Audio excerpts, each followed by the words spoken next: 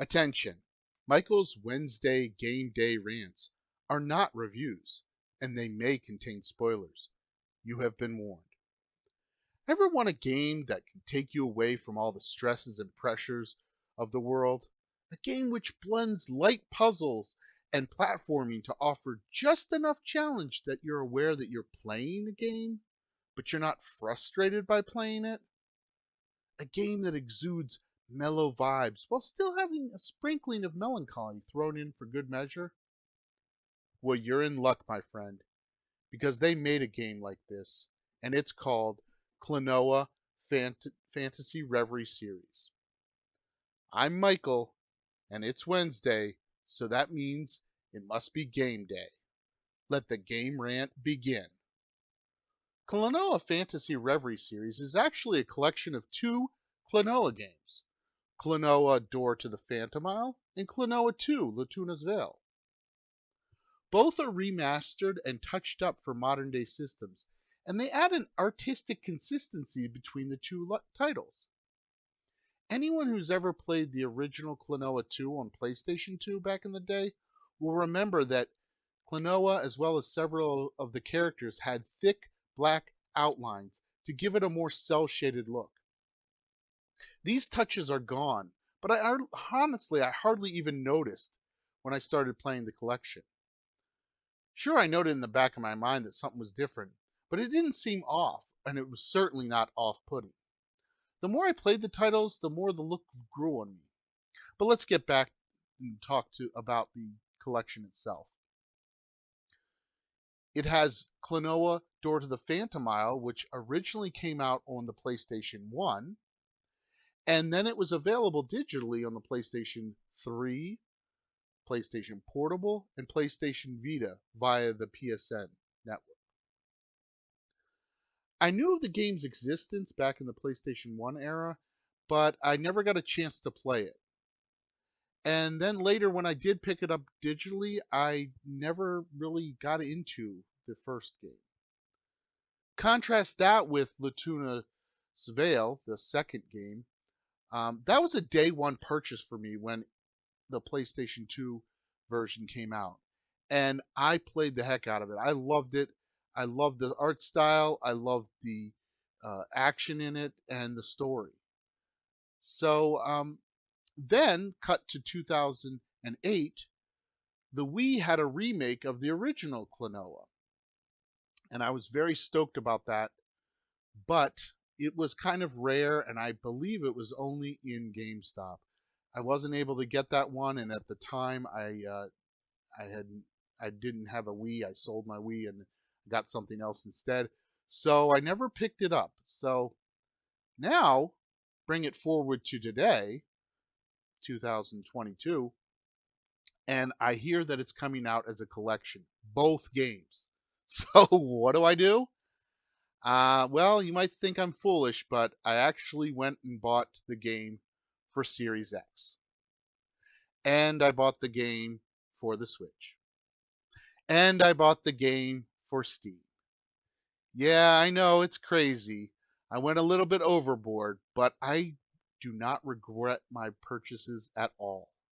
First of all, it supports the game developers and the people who brought these two beautiful games back to us. And second of all, it gives me a plethora of ways of playing the game. And hopefully the Steam will actually have some sort of uh, mods and stuff. But I digress. So, what are these two games? Well, put it simply, as you can see on the screen, they're 2.5D platform puzzle games. And they have a few stages going forward towards the camera or away from the camera, a la Crash Bandicoot. But most stages you control Klonoa going left or right along a plane. This plane can often curve and weave into the foreground or background, like you're seeing right now, but you're still just going right and left. It's a pretty neat trick, and actually, the way it's employed, the individuals who created this have done a lot of unique ideas just along the forward and backward plane. You might have seen this technique in Little Big Planet or Pandemonium, but in this case, it's more laid back, and like I said, it deals with puzzles.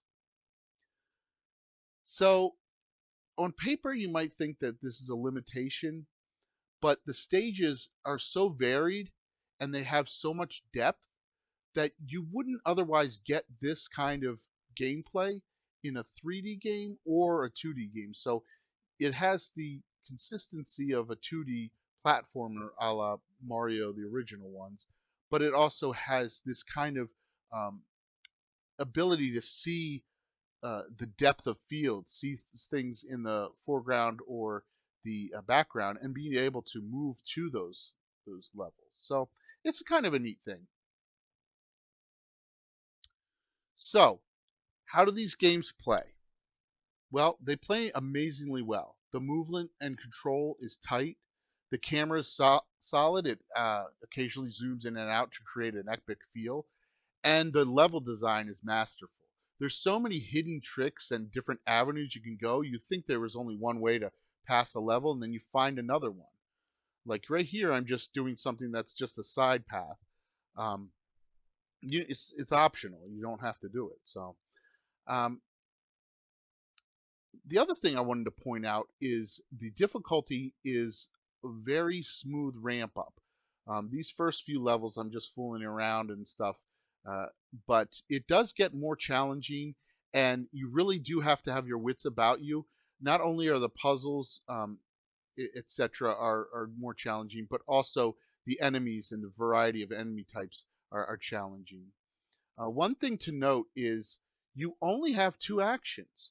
You can jump or you can grab.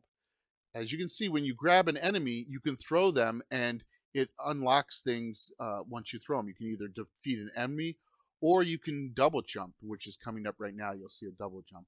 Um, and there's certain various levers and switches that you can pull, and there's timing events dealing with that. So that's kind of a neat thing.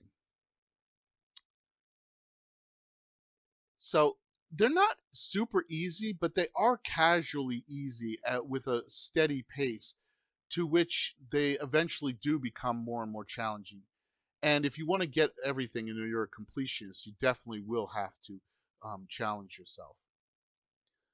Some notes: this was developed by Monkeycraft, and it initially launched on most platforms on July 7th, 2022. It is available for the Nintendo Switch, Microsoft Windows through Steam, Xbox One, Series X and S, PlayStation 4, and PlayStation 5. My thoughts are based on playing the Series X alongside the Switch version, and the video capture is done on the Series X using OBS. So, my final thoughts: play it if you like platforms and you are along for a good ride, and you long for the good old days of when you could do these simple platformers. But you don't actually have to have like god tier reflexes, and it does reward you as you improve your skills and have persistence. Thank you, and have a good day.